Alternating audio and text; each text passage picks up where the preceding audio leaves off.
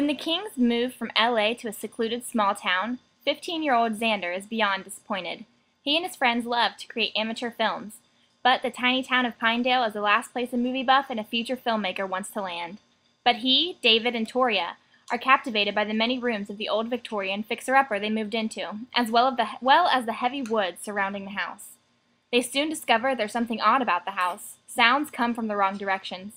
Prints of giant bare feet appear in the dust, and when David tries to hide in the linen closet, he winds up in locker 119 at his new school. Then the really weird stuff kicks in.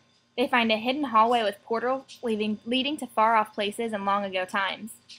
Xander is starting to wonder if this kind of travel is a teen's dream come true, or his worst nightmare.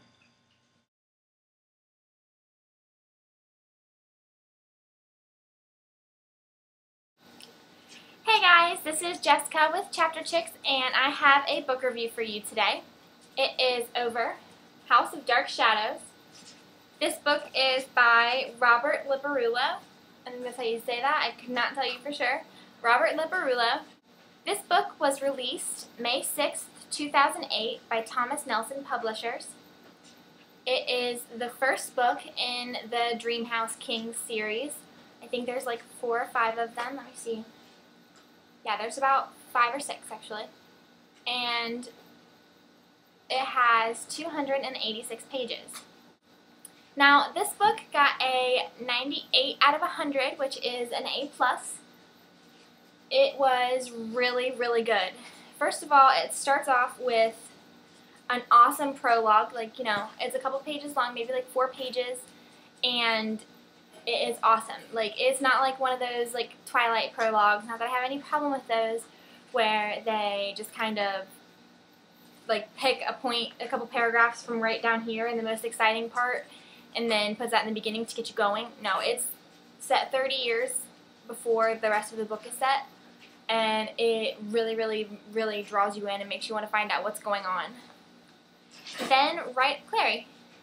Sorry, that's my dog.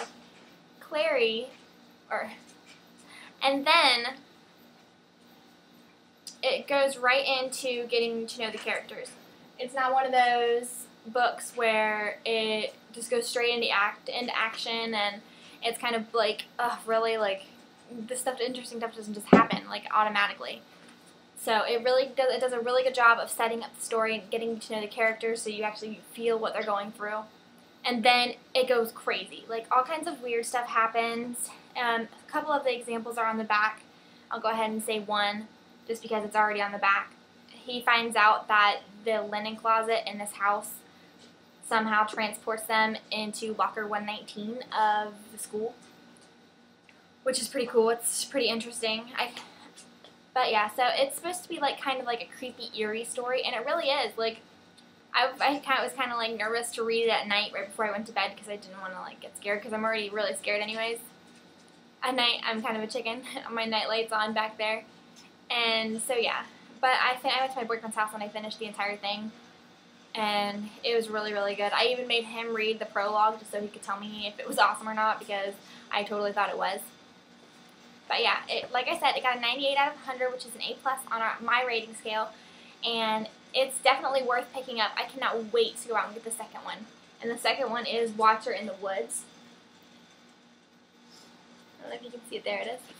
But the funny story about this is, my sister, for some reason, our Borders keeps things like racked really weird. Like, there's one big YA section, but it goes through the alphabet one time, and then it goes through the alphabet another time, and it's all YA books. And for some reason, this book was in a different section than the rest of the books. And Stacy saw Watcher in the Woods and the other ones, and she's like, I can't, the first one's never in. I want to get the first one so bad. And I'm like, man, that sucks. You know, not really paying attention because I was in Borders, and she always talks when I'm trying to read the back of books. And I'm like, Stacy, shush! But she doesn't shush ever. And so she was off doing something, looking up something on the computer, and I was sitting in front of this one shelf that I randomly really never look at, and I was looking at the bottom of it, and I'm like, ooh, this book looks okay. And I picked it up and read the back of it, and I'm like, ooh, that sounds really good. And then at the end, Stacy's like, hey, what'd you get? And I'm like, oh, you know, and she's like, that's that house book I wanted! And I'm like, but I got it anyways, and it was awesome, and She's totally jealous because I have it and she doesn't. Just saying.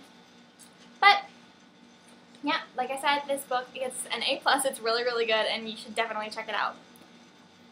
I'm Jessie with Chapter Chicks, and this is my review over House of Dark Shadows. This chapter was for you.